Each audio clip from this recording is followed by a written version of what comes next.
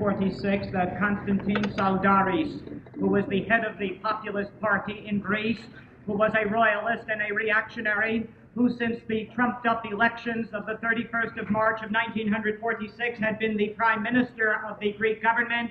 It was on that 30th of November of 1946 that Saldaris spoke before the General Assembly of the United Nations. And what he told the United Nations was that his country, Greece, a country which was at that time one of the most inefficient and corrupt and reactionary in the entire world, that his country of Greece was the victim of an invasion from powers to the north of Greece. Quite concretely, he was saying that a war had been carried on to Greek soil, specifically by the communist countries that bordered upon Greece, namely Bulgaria and Albania and Yugoslavia, and he asked the General Assembly to castigate those powers and to make some kind of action that would force their removal.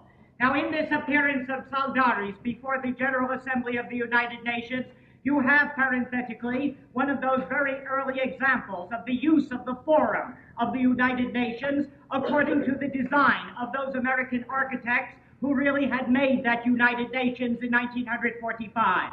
Because you recall that it had been at that San Francisco conference of April of 1945 that they were American policymakers who really had been the architects of what the United Nations would be and what limitations it would have.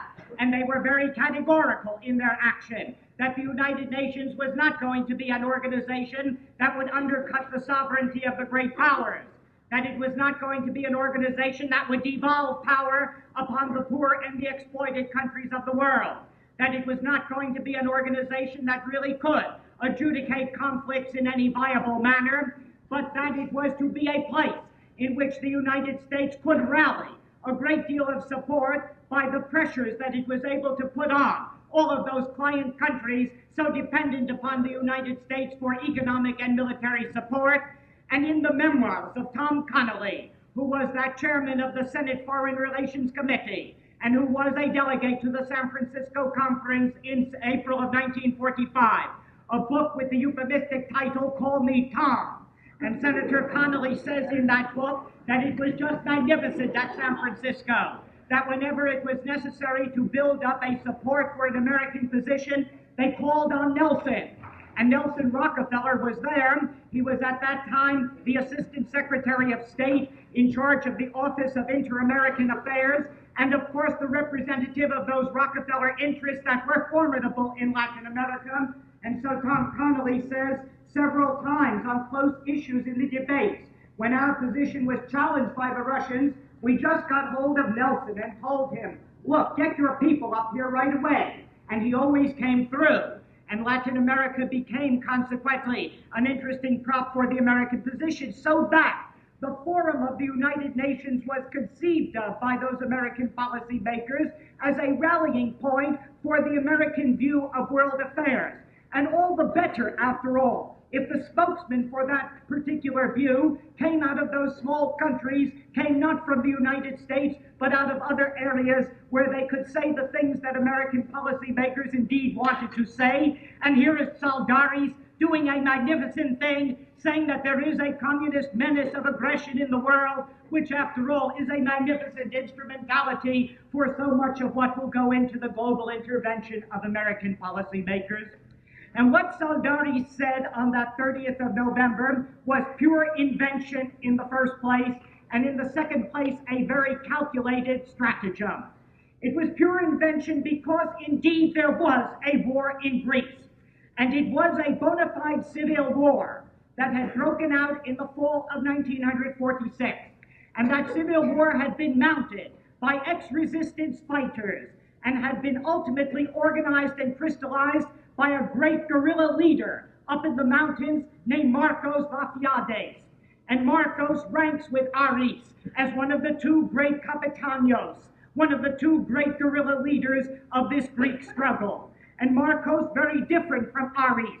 Aris, after all, something of an intellectual, somebody who came ultimately of a bourgeois family with a lawyer father. Not so Marcos in Macedonia. He a worker who had worked in those tobacco factories of Macedonia, who had led early strikes, who had joined the Communist Party of Greece very young, and had really been always that man of the people who believed in the armed struggle that could be mounted in the villages of Greece.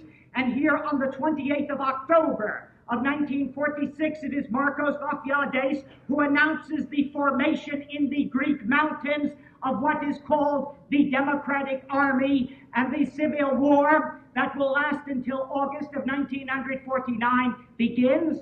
But what it is important for us to note is that that civil war begins, first of all, without any encouragement or support from the Soviet Union. That the Soviet Union simply is not on the scene. It does not support this action. That in the second place, there is no inspiration or support from the communist countries on the border of Greece. Neither Bulgaria nor Albania ever supports. And when Yugoslavia does send supply, finally, to the insurgents in Greece, it is not until late 47 and then lasts a relatively short time. And in the third place, terribly important to note, that this civil war didn't even have the wholehearted support of the Central Committee of the Greek Communist Party. And here you have a division, after all, between those guerrilla leaders in the mountains and the men of the Central Committee back in Athens. And it is the struggle, the titanic struggle between Marcos, the guerrilla leader, and the General Secretary of the Greek Communist Party, Nikos Zachariades. And Zachariades, who had been formed in Moscow, who had been formed in the party schools of Stalin, and who was an apparatchik, who was a loyal party man throughout, always had that kind of visceral distrust of popular movement from below, something that could not be controlled by the party.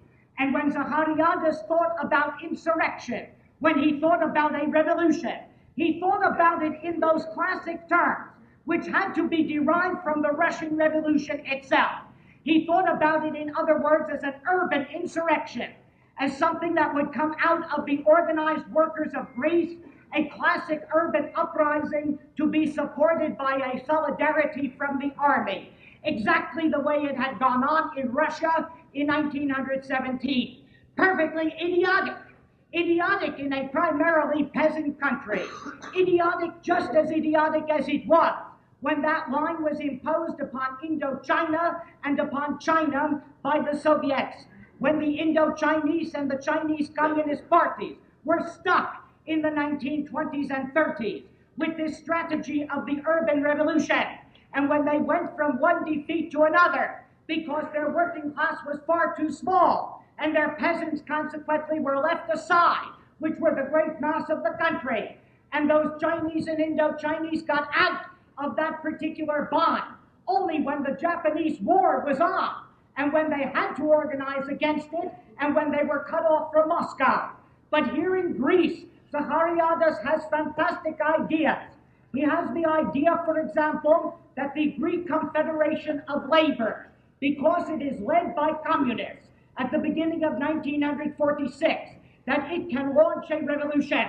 And after the bogus elections of the 31st of March of 46, when the right won and installed Saldaris, it was Zachariades and the Central Committee that said, now the Greek Confederation of Labor, communist-led, will launch a general strike and the insurrection will begin. And the government moved swiftly and with dispatch, and consequently removed the communist leadership of the General Confederation of Labor, said that their election had been falsified, and installed by itself a reactionary leadership of the Greek trade unions, headed by Fotis Makris, who became that great friend of the AFL-CIO, and Makris, who dominated the Greek labor movement for 25 years and effectively diffused its militancy. And here is Zachariades saying, secondly, that what is important is for militants to go into the Greek army, to answer the call to conscription, and consequently to form Soviets inside the Greek army, to form those weak spots that would mean the army would rally to the insurrection.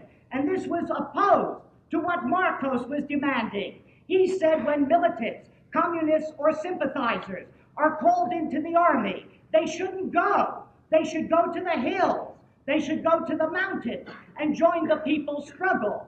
And Zachariada said no, they were to form Soviets in the Greek army. And so you see how idiotic it is.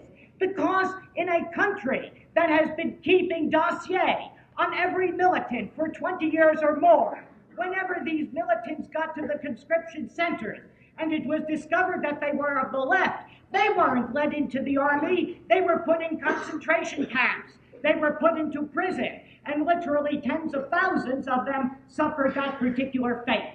The point is that when the armed struggle begins in October, November of 1946, and when it is primarily approved of finally by the Greek communist leadership, it is because there is no alternative left. It is either to fight or to die. It is either to fight or to let the historic opportunity that was opened by the resistance movement simply go forever. What I am saying is that in taking up arms in this civil war, the great militants of Greece were acting at the extremity of their despair and the extremity of their exasperation. They had seen the betrayal of the Varkiza Agreement, in which they had laid down their arms in return for an amnesty and a political freedom that never came. They had seen tens of thousands of their comrades in prison and concentration camps, while collaborators and pro-Nazis walked around free and exploited the black market. They saw their countrymen starving to death in the inflation, while politicians were making fortunes out of the black market in foreign aid. They saw, if you please, the bogus elections of '46, the Tsaldaris government, the return of the king in the September plebiscite, and they saw all that and couldn't stand it. And then the shock of recognition that they had no one to depend upon but themselves, noted well that shock of recognition, to understand, as the Algerian militants would understand 10 years later, that you could not depend upon the socialists of Western Europe, that they were French socialists in '56, Guy Mollet and Robert Lacoste, who sent the French armies down to kill off the Algerian Revolution. And in the same way, the Greeks saw that there had been a change of government in Great Britain, that in July of '45 it no longer was Churchill, but it was Clement Attlee, the Labour Prime Minister, and with him Ernest Bevin, the Foreign Minister of the Labour Party, and the position of the Labour government no different about Greece than the position of Churchill. And so they had to act, and act by themselves. And so you see there is invention when Tsaldaris talks. But I say that it is calculation, that it is madness, but with a method. To which I mean that every responsible policy maker in either London or Washington knew damn well that the civil war in Greece had nothing to do with a foreign intervention. We know that, for example, from the document of the British parliamentary delegation that was sent off to Greece in the summer of 1946 to determine whether the British could ever send enough aid to really stabilize this government, a Great Britain that already was bleeding economically. And this British parliamentary delegation, which had plenty of conservatives in it, whose report really was an understatement, nevertheless was to say this in its report that was rendered in October of 1946.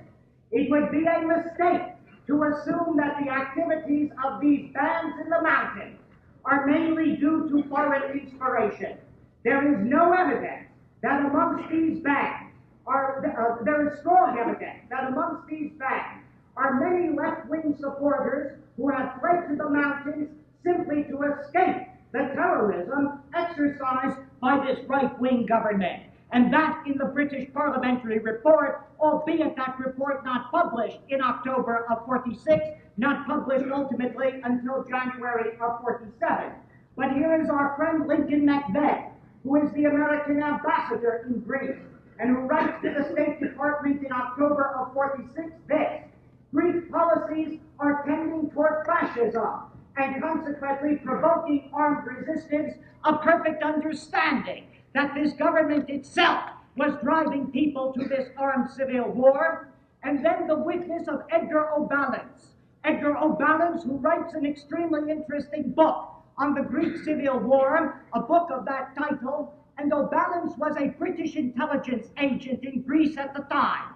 And his conclusion, as he put it in that book, has to do with the non-existence of any Soviet presence in this civil war. And writes O'Ballance in the Greek Civil War, Marcos had put great hope in the help that the Soviet Union might send, food and war equipment and the like.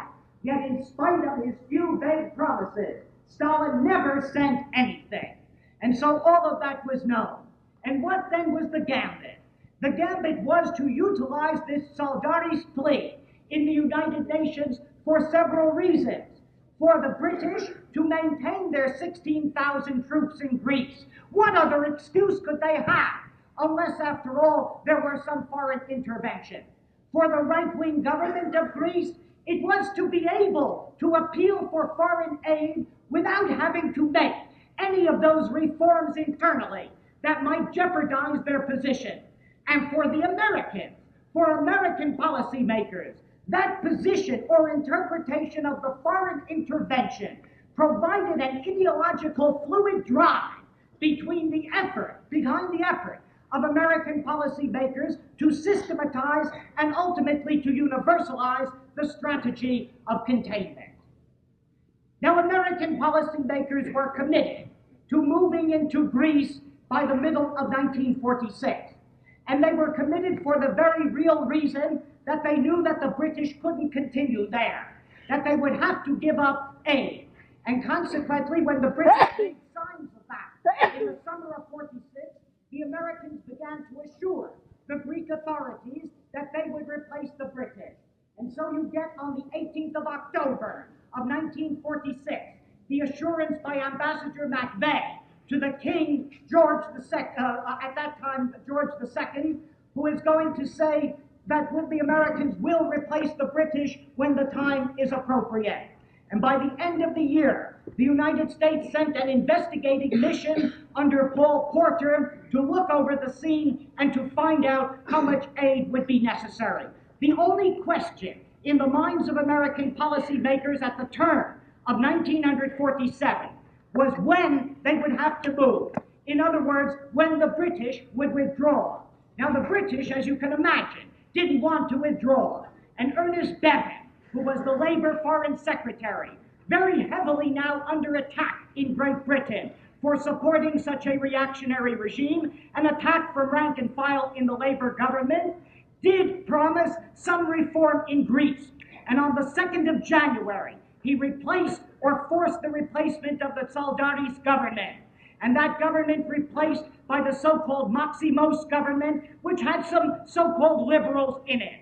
Papandreou was in it. Sophocles Venizelos, those who were the denizens of the Liberal Party. But you see, that Maximos government of the 2nd of January kept Napoleon Zervas as the Minister of Internal Security, and the whole thrust of that new government was the same as its predecessor, which just was to round up dissidents, to round up the enemies of the state. And finally, the British had no alternative. They threw in the towel. On the 6th of January of 1947, the government published that very critical report of the parliamentary delegation and implied that it was about to get out. The Greek government couldn't last unless the Americans replaced the British, and the Americans knew that.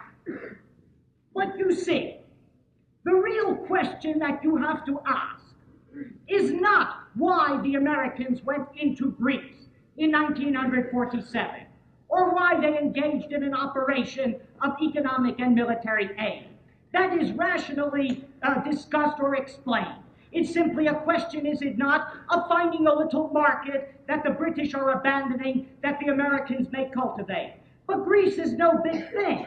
It's a small country. It has no real great market. It's not something about which the Americans have to make an immense simmons. And consequently, to have gone into Greece with the Truman Doctrine, to have gone in with that sense of crisis, to have made a whole new global strategy out of Greece, no.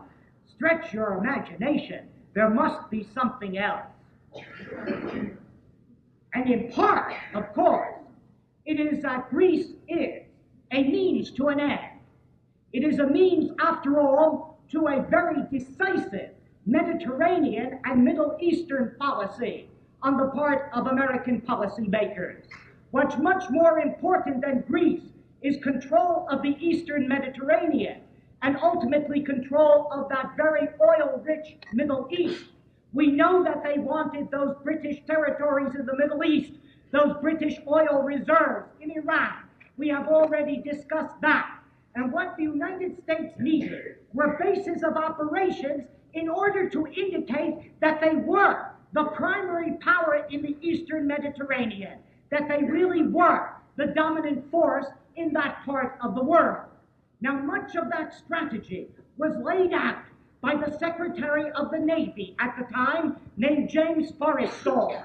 Now, with Forrestal, you really have something. And it is the former president of Dillon Reed, a most important financial house, investment house on Wall Street. But it's also a very sensitive guy, James Forrestal. So sensitive, after all, that he went among all policymakers in America completely cuckoo and ended in the loony bin.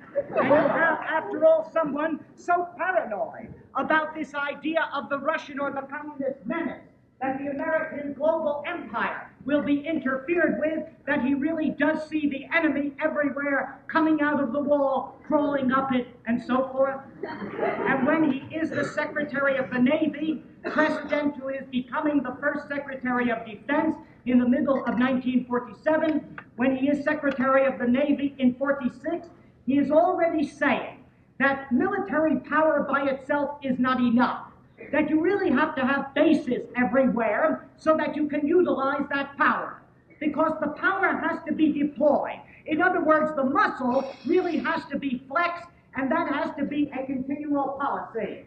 Listen to the testimony of Forrestal before the Finletter Committee, the Committee on Air Power in 47, and Forrestal said, "Our security is not merely the capacity or the ability to repel invasion. It is our ability to contribute to the reconstruction of the world.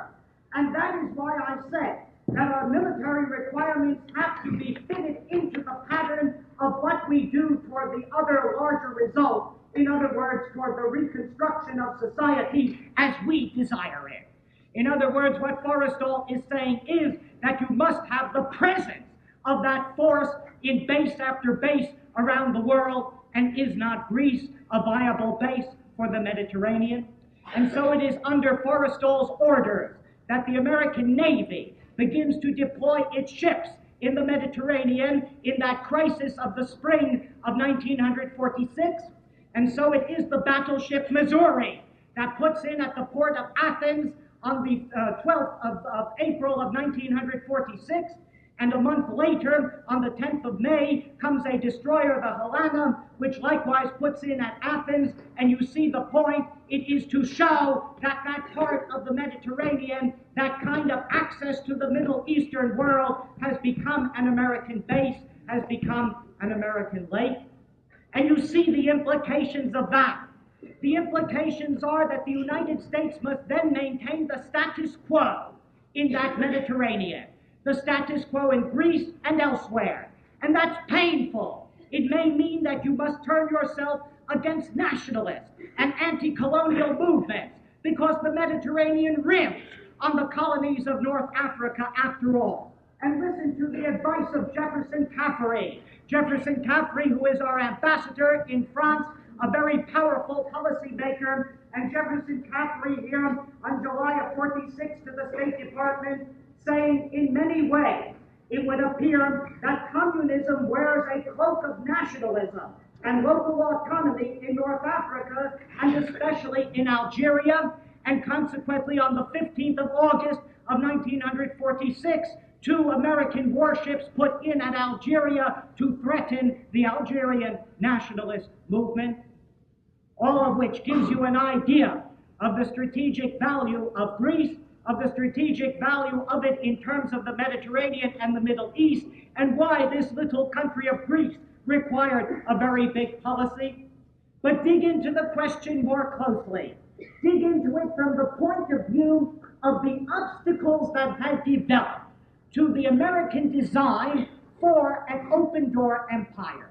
Now, we have argued that American policymakers had a consensus about the kind of world that they wanted, that they had a consensus that they had the power, the productive force, in order to force open the doors of the world, in order to prevent any restrictive trading blocks and so forth. But you see, something had happened, which was that by 46 and 47, what American policymakers had hoped for in Western Europe really wasn't happening. That Western Europe wasn't the kind of market that American policymakers had dreamed of, and something very peculiar was happening. And you must understand this if you are to understand this immense shift that begins to take place. You see, in order for the European economies, even if they restored capitalism, even if the Americans succeeded in containing the resistance movement, even if they restored capitalism, what American policymakers needed was not an autonomous competitive capitalism, they needed a client and cooperative capitalism. In other words, they wanted markets in Great Britain and France. They wanted a favorable climate for American investment.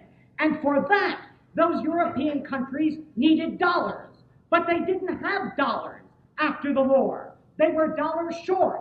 And consequently, from 45 to 47, the European capitalist countries of the West began to reconstruct their economies by themselves in ways that weren't doing the Americans any good. They began, after all, policies of production goals, as they called them. In other words, the British and the French pulling in their belts, taking shortages, really trying to reconstruct their particular heavy industry. And more than that, that both in Great Britain and France, there is a considerable amount of nationalization in order to refurbish and to modernize some of the basic sectors of the economy. But worse than that, in order to get the goods that they need, there are bilateral agreements, bilateral trade agreements, so that the trade among European countries begins to grow rather large, and they begin to supply each other with their particular needs. Well, where did the United States fit into all of that? Quite obviously, Europe was not the kind of buoyant trade market that it wanted. If after the First World War, in 1919 and 20, that there was 9% of the gross national product of the United States in exports, in 1946 and 7, it was only 5.8%. You see the point that the United States could not abide this program of nationalization, of statism, of bilateral agreements that were blocking out the American trade position in that part of the world. And the question was an alternative. And the alternative, quite obviously, was for these economies to have dollars. And if they had dollars, they could buy American goods. And they could create markets, after all, which would make investment profitable and favorable. But where to get the dollars? Not by loans, because that only compounds the indebtedness. That only means that these countries are paying interest, and that weighs heavily upon the budget, but by grant. To give these countries money, to enable them, after all, to buy the American goods, to subsidize outright the export trade. You see what we are talking about. We are talking about what becomes the central economic principle of the Marshall Plan. The Marshall Plan becomes an enormous governmental subsidy to the export trade. Whatever else it is in humanitarian terms, however else it was phrased, it was the way by which the orientation of the European economies of 46 and 7 could be turned round. But that is expensive. That is hellishly expensive. And it's in that context that you begin to understand the usefulness of the Greek crisis and the usefulness of the Truman Doctrine aura around the Greek crisis. Because you can then claim, after all, that there is a terrific menace in the world, that there is a terrific threat to the security of the free world. that you will be able to get a ready and willing support for what is so expensive and what is so vast a commitment. It's only if you stress that security factor that you will enable European governments to take American dollars to build up armed forces, only if you have that aura of crisis. Look, you have to have lived through that, I tell you, to understand what you are talking about when you talk about a transition. Because you see, the American public was a pretty damn apathetic public in '46, and it didn't so much care about these global policies, and it had fought World War II, and consequently wasn't really fired up about saving the world from communism, and those legislatures whom they sent to the Congress not so enthusiastic about voting these huge credits for military or for aid programs. There was an opinion to deal with. Now, granted, policymakers never have to take public opinion really into account. They can mute it, they can repress it, they can oppress it. You know, it was not public opinion in France that ended the Algerian War, no more than it was public opinion in America that ended the war in Vietnam. Those wars were ended by the fighting forces in those particular countries of Algeria and Vietnam, and by agreements that policymakers felt they could exploit to their particular advantages. But it's a much more convenient thing if you don't have to go and oppress a public opinion. If, after all, it is like Pavlovian dogs, and consequently salivates every time you say anti-communism, and feels, after all, that it has to support at every moment the most extravagant request, even the Tonkin Bay request for something that never happened. All of that, you see, begins to build in. You have this terrific transformation in the public mind, this transformation in the public willingness to go along, in the congressional willingness to go along, and the crisis does that. Let me just say something parenthetical, because I was thinking about that this morning. I try not to think about phases of my own past life, but it suffices to say that if you were conscious, as a conscious human being, after the Second World War and into the early 50s, and you didn't buy all of that nonsense, and you thought, after all, that it was a terrific kind of fraud, it was a very, very painful experience. You felt you were living always in a universe of complete madness, in some kind of weird picaresque novel in which people had lost their senses and refused to look at any witness or any evidence at all. And I spent, as you probably know, many of you, those years of the 1950s in Columbus, Ohio, which really, from the political point of view, is really the anus of the universe. And you get into a place of that kind, and you are dealing, for example, with anti-imperialism, or you're trying to raise those questions, and you're on the run all the time. And that town, you see, had a newspaper. It still does, called the Columbus Dispatch. And the Columbus Dispatch was an influential paper in central Ohio. And to give you a description of it, it's that it has the editorial policy throughout of the Chicago Tribune and none of the news. So it's a long Chicago Tribune editorial. And I got there, and I wasn't saying so very much, just a bit here and there on one street corner or another. And consequently, the Dispatch began to get on my trail. And I went right in the very first year I was in Columbus. I was invited by the education school, for reasons that I still don't understand, to give 6 public lectures. They were running an adult education program at night on the history of academic freedom. And this in the beginnings, really, of the intensity of the McCarthy period. And so I thought, well, I'll go slowly about academic freedom, or about how the attacks are being made and for what purposes. So in the first 2 lectures, I make the first lecture on Socrates and the trial of Socrates. I make the second lecture on Galileo at the Inquisition court. That's as far as I got. Because once I did Galileo, I was attacked in the Columbus Dispatch for advocating communism in the school. Now, why Galileo meant that, I don't know. So I was attacked by a man named Preble. Mr. Preble, who was the Americanization chairman of the American Legion. He said that I was preaching communism, that I was deserting America, that I was disloyal and traitorous, and because the Columbus Dispatch liked those kinds of fights, they called me up, and I wasn't yet aware that you never answer the Columbus Dispatch. And so they called me up, and Catherine Sullivan, a correspondent, she said, Mr. Preble says that you are disloyal and you want to give the world over to the revolutionaries, and you want to undermine American security. So I said, oh well, just Provia saying that there are too many Prebles on the beach.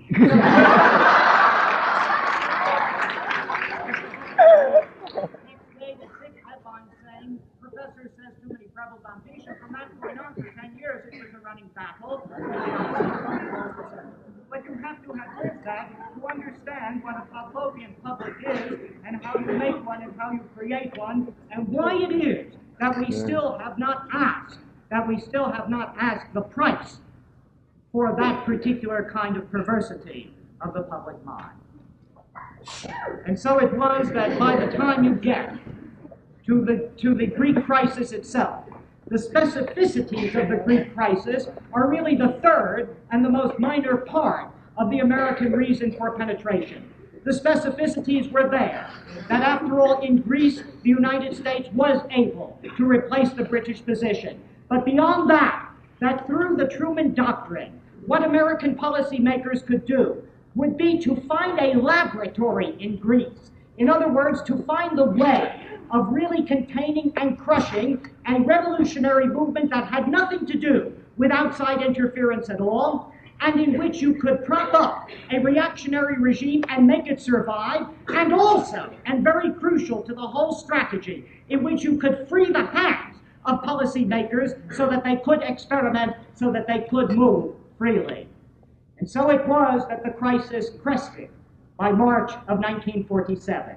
It crested in February, when on the 20th of February of 1947, the American embassy in London reported that the British Treasury said it would no longer send any aid to Greece. The 21st of February, the British embassy in Washington officially notified the State Department that it was pulling out of Greece, and the next day, the 22nd of February, note it well, Secretary of State George Marshall made a speech at Princeton, and that speech at Princeton already forecast something important, because what Marshall said was that the United States bore a very heavy responsibility for the economic and political reconstruction of the world, and he flayed the American public for its disinterest and asked for the loyalty of that public to support large policies. So that the only question was not whether the Americans would go into Greece. The question was, how large would the policy be? Would it be a policy just to take care of Greece, or something really to shift the entire dimension of American intervention potentiality? And it was, of course, the second course that was chosen. And you get that extremely well illustrated in the writing of a man named Joseph M. Jones, in a book called The 15 Weeks, which I recommend to your attention, because Joseph M. Jones was one of the speechwriters for Truman, and one of the people who drew a draft of the early version of the Truman Doctrine of the 12th of March of 47.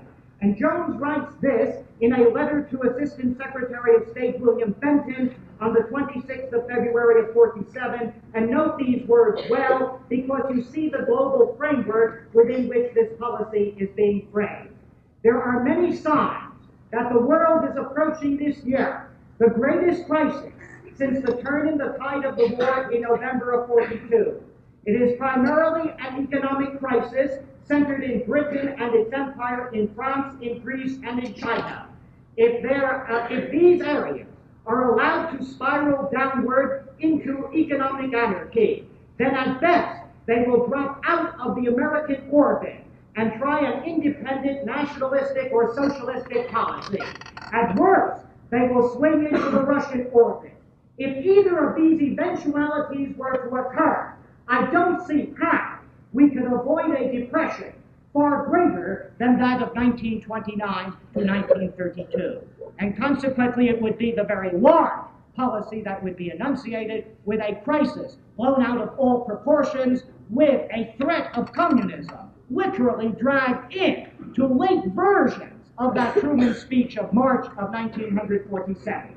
And so Harry Truman went, and I remember hearing that speech on the radio.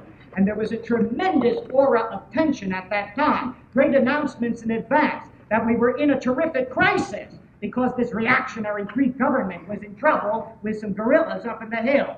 And consequently, that the entire world was about to be set on fire. And so Harry Truman came to the joint session of Congress, and first of all, he said, he is saving, or coming to save, this Greek government. He said, it's not perfect, but it is democratic. That was the Tsaldaris government. He then asked for $400 million, $300 million for Greece, $100 million for Turkey, the explanation being to stop the armed minority in Greece from sowing disorder throughout the entire Middle East. But then he got swinging, and the swinging was great, because here you have the greatest Manichaean version of the world since the Reformation of the 16th century. And consequently, what Truman talks about are slaves and free people.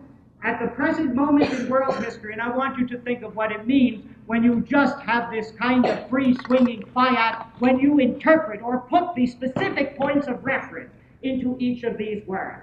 At the present moment in world history, nearly every nation must choose between alternative ways of life.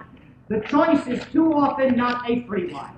One way of life is based upon the will of the majority and is distinguished by free institutions, representative government, free elections, guarantees of individual liberty, freedom of speech and religion, and freedom from political oppression. Now that is the way he described the Tsaldaris regime in Greece at that particular point. The second way of life is based upon the will of the minority, forcibly imposed upon the majority.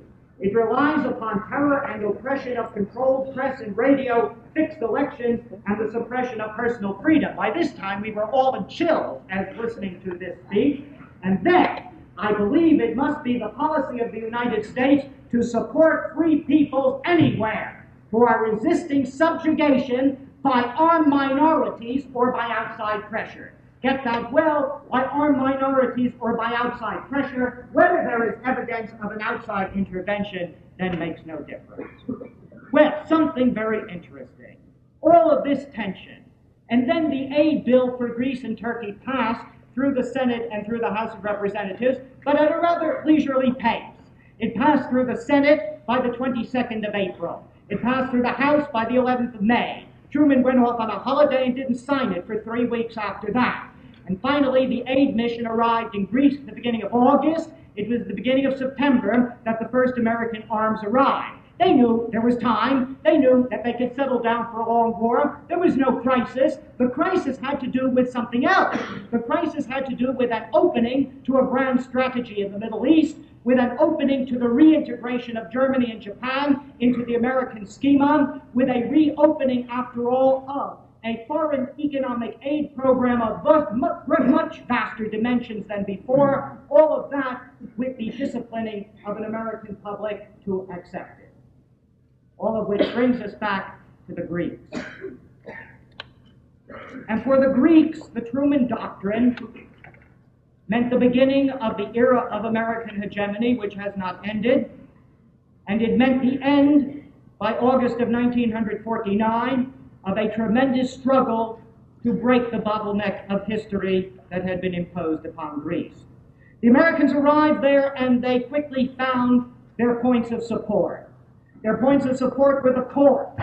And the court was now in the control not of George II, who had died on the 1st of April of 1946, but his brother, who was Paul, King Paul, and with Paul his wife, note her well, who is the Queen Frederica.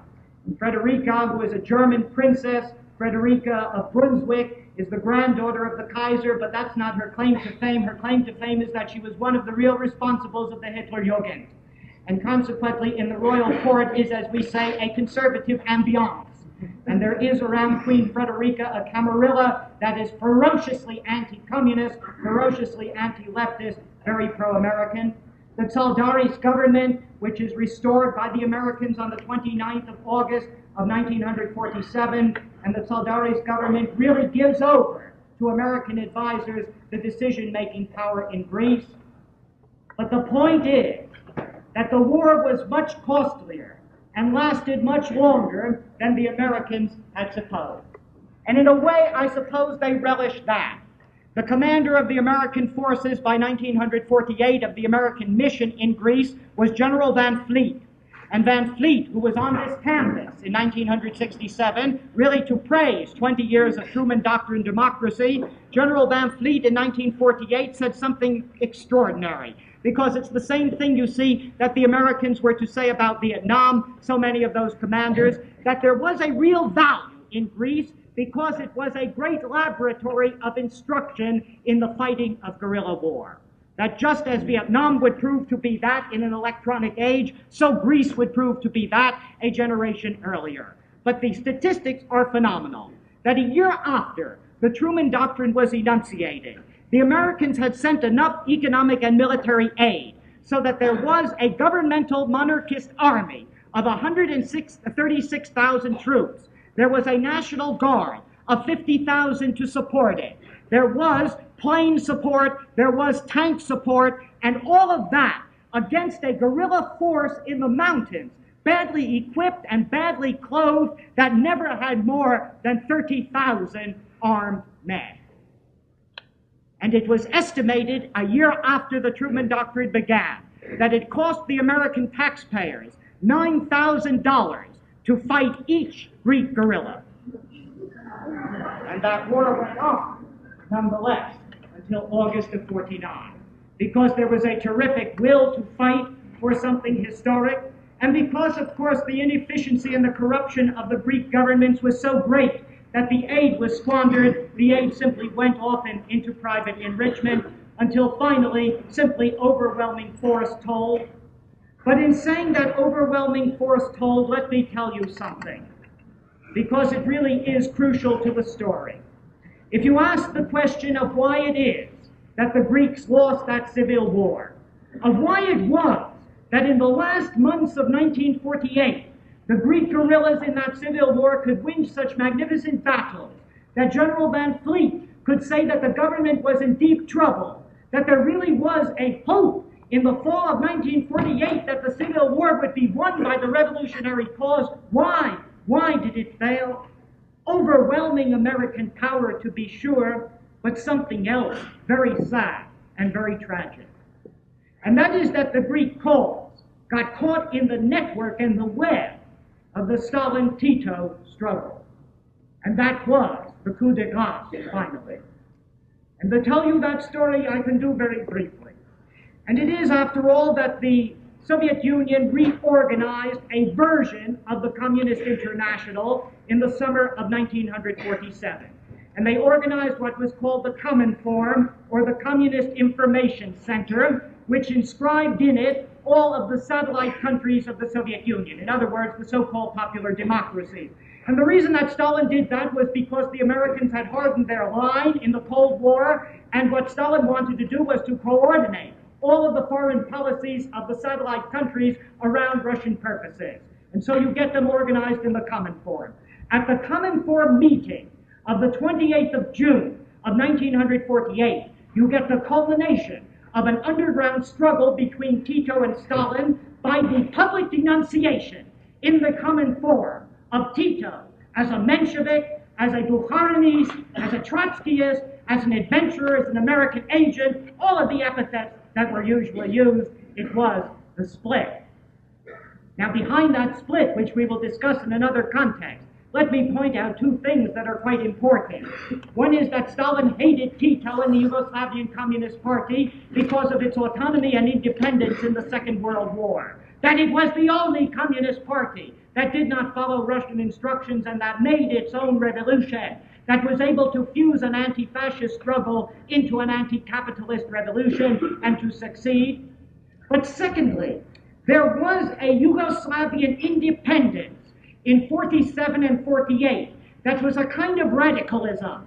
In order to cope with the hardening of the Cold War, Stalin had the position that he would concede to the Americans everything that was not vital to him and stand only on what he considered to be his security perimeter, which meant that when Tito supported the Greek struggle and actually sent arms to the Greek struggle, this was contrary to Stalin's policy, which he felt would simply exacerbate his struggle with the Americans. And when Tito claimed Trieste and wanted to add it to Yugoslavia, Stalin again imposed his will, and the will was imposed at that Cominform meeting in which Tito was simply isolated and calumniated in the communist world. Now, what was the impact upon the Greek struggle? Within Greece, the Secretary General of the party, Zachariadis, was a loyal Stalinist and wanted to support the Cominform position. But it was difficult to do so because Yugoslavia was the only country sending the rebels any aid at all, the only country supporting the revolution in Greece. And consequently, the Central Committee of the Greek Communist Party met a few days after the Common Forum resolution and only secretly condemned Tito and didn't make any public propaganda. But within the councils of the Greek Communist movement, it simply deepened and exacerbated the split between Zachariados and Marcos, because Marcos, the guerrilla leader, was very pro-Tito and very much in favor of that kind of guerrilla radicalism that came out of the Yugoslavian Communist Party. Well, in brief, by the end of 1948, Zachariados pulled off his coup, and his coup was to expel Marcos and the Titoist guerrillas, as he called them, from the Greek Communist Party, and to take control of the Greek Democratic Army in the mountains himself. And you ask the question, why is it that the Greek cause lost? Was it overwhelming American arms while the Russians sent nothing? Was it the division in Greek communist leadership which saw the expulsion of Marcos? Was it the leadership of the army by Zachariados, who simply, to do Stalin's bidding, led that army into an impasse in 1949? The answer, it seems to me, is all three, that all three factors work. And to lay one myth to rest, that in August of 1949, as the war was almost over, Tito closed the Yugoslavian frontier to Greeks.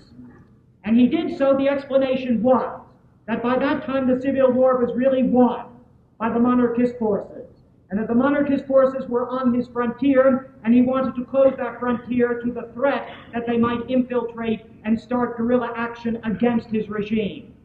But that didn't satisfy Stalin, and until the death of Stalin, the Common Forum and Communist Party literature that was loyal always blamed the defeat of the Greek cause upon the closing of the frontier by Tito, which is complete nonsense that even the communist parties admitted after the death of Stalin when they no longer raised that particular question. The tragedy is that the reason that Tito closed the frontier wasn't candidly told. He did close that frontier against monarchists, but also because he was so damn scared by 1949 that the Soviet Union would attack this other communist country that he was playing up for American support for survival. And so it is that classic affront to internationalism that does the Greeks in. They pay. In the Civil War, 158,000 Greeks died. 3,500 were executed as political hostages.